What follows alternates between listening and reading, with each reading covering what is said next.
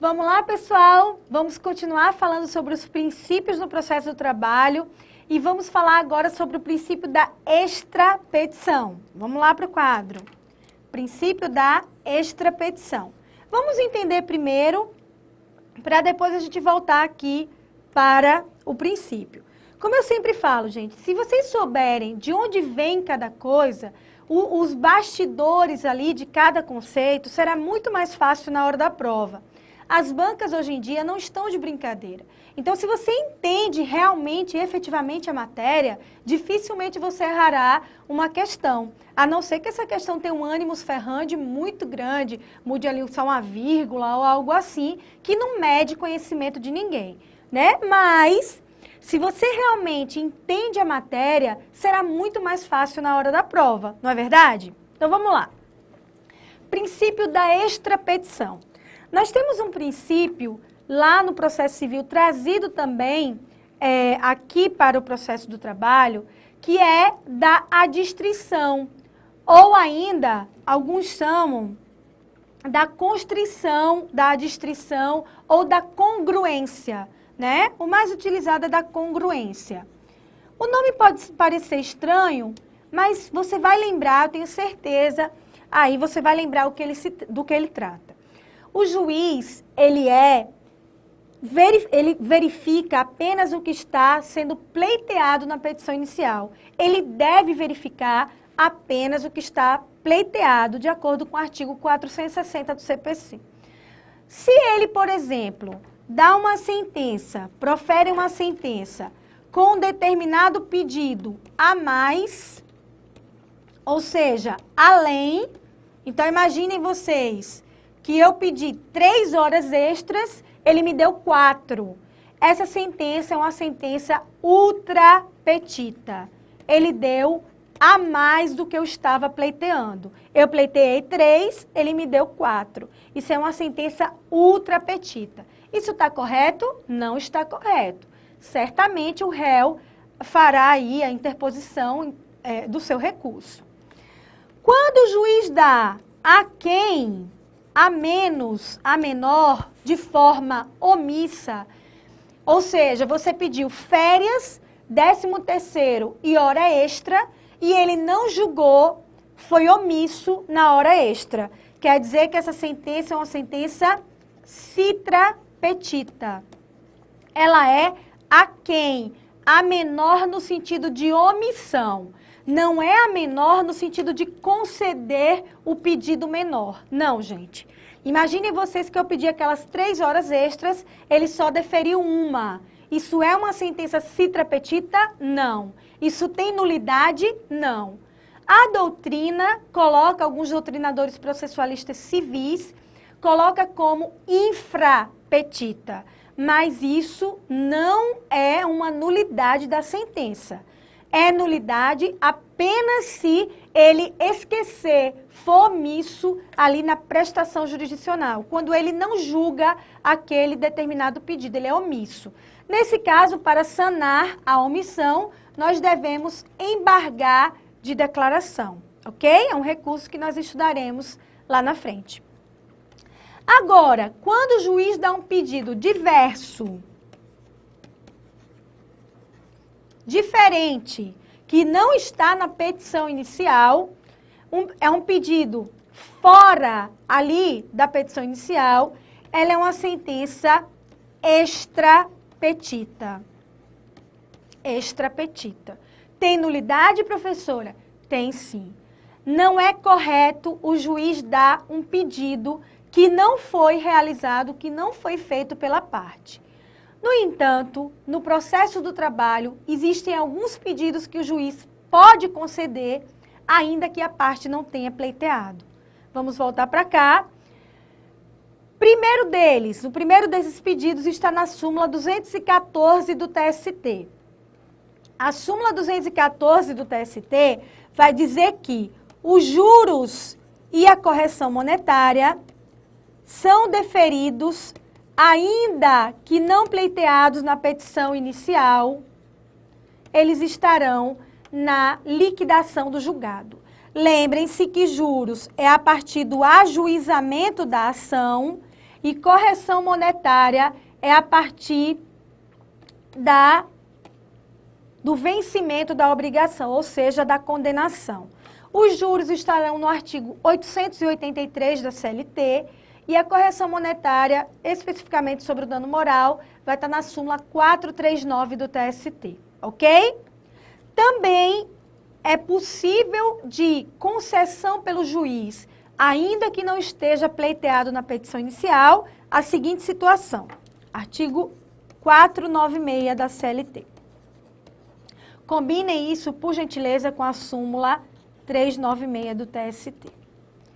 Imaginem vocês que um empregado estável, eu vou colocar aqui para vocês o exemplo da gestante. O meu desenho, ele geralmente é muito bem feito, né? Vocês estão vendo aqui, é uma coisa muito bonita. Eu não sei porque eu não segui a carreira no desenho, porque olha que coisa mais fantástica essa grávida que está no quadro, né? Você deve estar aí achando que essa grávida está com 9 meses, não. Ela está apenas no primeiro mês da gravidez. Tá aqui o primeiro mês da gravidez, só que tem 3 meninos aqui dentro. Beleza. Essa grávida, ela foi demitida da empresa. Ela nem sabia que estava grávida, o empregador muito menos. Isso não importa, porque vocês estudaram lá em Direito Material a súmula 244 do TST. Não importa se o empregador saiba o estado gravídico, ela terá estabilidade, ok? Beleza. No primeiro mês, aí ela descobriu que estava grávida, retroagiu lá para a data da demissão e ela entendeu que tem estabilidade. Procurou um advogado, ou foi sozinha mesmo, não importa, e falou assim, eu quero voltar a trabalhar.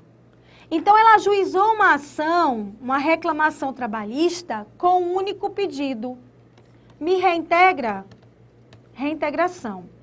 Só fala em reintegração se tiver dentro do período de estabilidade. Se não está no período de estabilidade, não tem reintegração. Tem apenas pagamento das verbas, tá? E existe uma orientação jurisprudencial, que é a 399, que mesmo que depois que passe a estabilidade desse empregado, se ele ajuizar depois da estabilidade, não é abuso de direito, infelizmente, tá? As pessoas rechaçam muito essa OJ, mas ela é verdadeira. Então, o único pedido que essa cristã linda, maravilhosa aqui do quadro fez foi, me reintegre. Gente, quando chegou na audiência, olha, pensa numa baixaria na Justiça do Trabalho. A empregadora dela começou a esculhambar.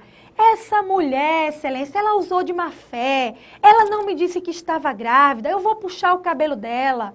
E aí a grávida, minha senhora, eu não sabia. A senhora sempre me tratou mal. Aquela baixaria. O juiz, vendo aquilo, falou, valei-me. Se eu mandar essa mulher voltar a trabalhar, elas vão se matar. Aí depois vai ter que ir para a justiça lá criminal, não é mais a justiça do trabalho. O que eu vou fazer da minha vida? O juiz pensa, já sei.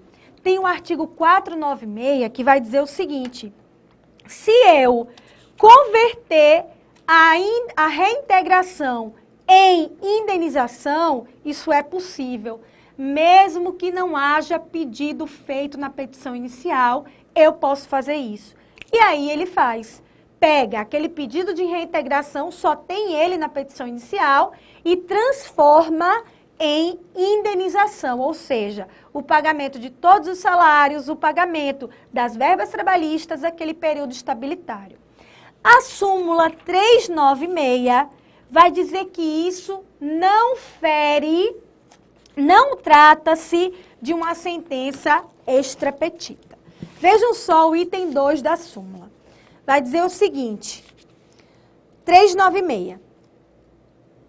O item 1 vai falar, exaurido o período de estabilidade, são devidos ao empregado apenas os salários do período compreendido entre a data da despedida e o final do período de estabilidade, não lhe sendo assegurada a reintegração no emprego. Foi o que eu falei para vocês. O item 2, não há nulidade por julgamento extrapetita da decisão que deferir salário quando o pedido for de reintegração, dados os termos do artigo 496 da CLT. ok? Que é exatamente aquilo que eu falei para vocês. O juiz pode fazer a conversão da reintegração em indenização, ok? Parte da doutrina sustenta ainda que a multa do artigo 467 da CLT também faria parte do princípio da extrapetição. Isso não é unanimidade, ok, gente? Essa multa do 467 é aquela multa em decorrência das verbas incontroversas.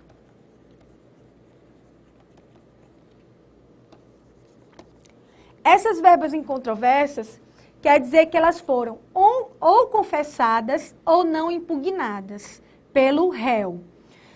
Se tem uma verba confessada ou não impugnada, o réu deve pagar a verba na primeira audiência. Na primeira audiência. Sob pena de pagar, além da verba, 50% a mais sobre aquela verba pleiteada. Então, imaginem vocês, numa reclamação trabalhista, eu pleiteei 10º, férias e aviso prévio. Na contestação, o reclamado contestou o 10º, as férias, e disse que o aviso prévio realmente era devido. Ele devia o aviso prévio. O que ele tem que fazer? Na primeira audiência, chegar lá e dizer, excelência, está aqui o dinheiro do aviso prévio. Eu reconheço que eu devo para o reclamante. Não é acordo, tá, gente? É pagamento de verba. Quando ele paga, ele está se eximindo, se retirando da multa do 467, que é 50% a mais sobre a verba. Imaginem que o aviso prévio era 2.000. Então, ele foi lá, pagou 2.000, tchau e benção. Se ele reconheceu que devia e não pagar na primeira audiência, vai acontecer do juiz acrescer 50% sobre esse aviso prévio, ok? Então, vai ser 3.000 ao invés de 2.000. Beleza? Simbora. Além disso, tem a doutrina sustenta aquelas questões bobas do dia a dia. Por exemplo, imagine que numa petição inicial foi pleiteado o vínculo de emprego, mas não foi pleiteado a assinatura na carteira. Se o juiz reconhece o vínculo de emprego, inevitavelmente vai ter assinatura na carteira. Então, o fato dele conceder isso não fere não é uma nulidade por ser uma sentença extrapetita. Ou se você pediu hora extra, mas esqueceu de pedir os 50%. São questões bobas que se o juiz der, quando o juiz concede aquele principal, inevitavelmente a hora extra tem porcentagem. Então, isso não é uma sentença extrapetita, ok? Simbora. O próximo princípio é o princípio do dispositivo, ou da demanda, ou ainda da inércia da jurisdição. Gente, a justiça, qualquer uma delas, qualquer uma das justiças, né, a jurisdição ela é una, mas há uma divisão ali por especialidade, para que o jurisdicionado tenha uma melhor prestação jurisdicional. Então, a justiça, ela só vai se pronunciar quando ela for provocada. Eu preciso bater a porta do judiciário para que ele me dê uma resposta à minha pretensão. O artigo 2º do CPC vai dizer que nenhum juiz prestará proteção senão quando a parte ou interessado a requerer. Artigo 2º do CPC. Impede que o juiz do trabalho dê início de ofício ao processo do trabalho. Ah, professora, por que a gente está falando disso? É tão óbvio. É óbvio, vem cá comigo. Existem 2 exceções a essa regra da inércia ou da demanda. 2 situações na CLT em que o processo pode começar de ofício sem provocação das partes, ok? A primeira exceção vai estar no artigo 856 da CLT. Já a segunda exceção vai estar no artigo 39 da CLT. Vamos lá entender isso aqui. Gente, O primeiro artigo, que eu estou colocando para vocês como exceção, é o 856, que vai dizer o seguinte: em caso de suspensão do trabalho, o presidente do tribunal pode instaurar o dissídio coletivo. Instaurar o dissídio coletivo.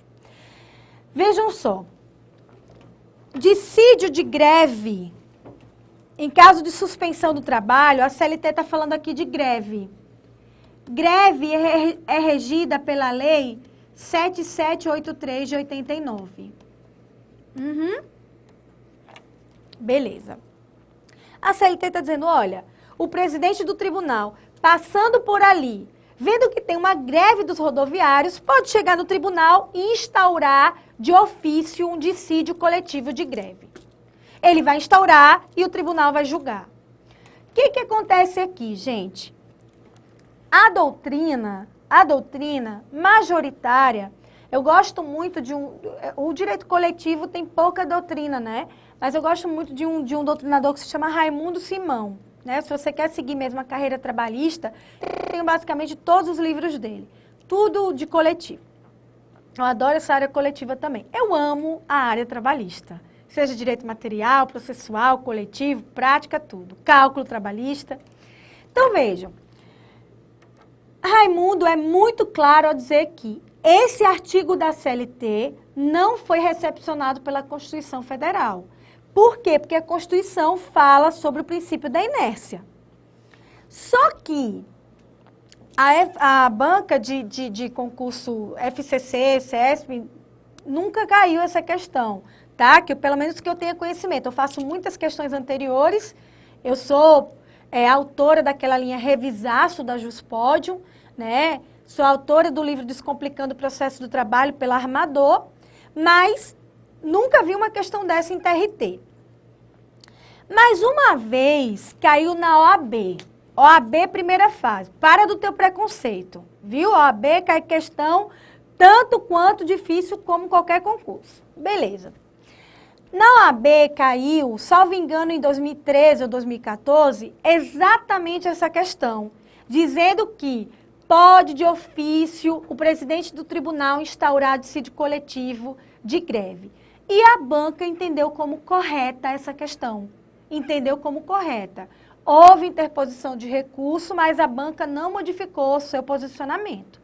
Então, nesse sentido, alertem-se, alerta aí. Se disser que o juiz, o presidente do tribunal pode instaurar o dissídio coletivo de greve, se tiver num contexto ali, você vai ter que perceber qual é o posicionamento da banca. Eu acho que eles vão entender que pode, tá?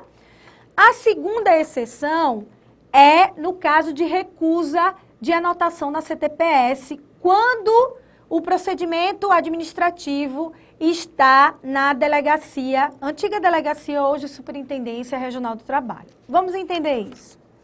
Imaginem vocês que chegou lá na Superintendência Regional do Trabalho, que antes se chamava delegacia, um empregado dizendo, olha, a minha CTPS não foi anotada, minha carteira de trabalho e previdência social não foi anotada. Lá vai ao auditor fiscal do trabalho, chama o empregador e fala, ô querido, tem um processo administrativo aqui e você tem que assinar a carteira desse empregado. Não vou assinar não, seu auditor. Por que você não vai assinar? Porque eu não quero, não estou afim disso não.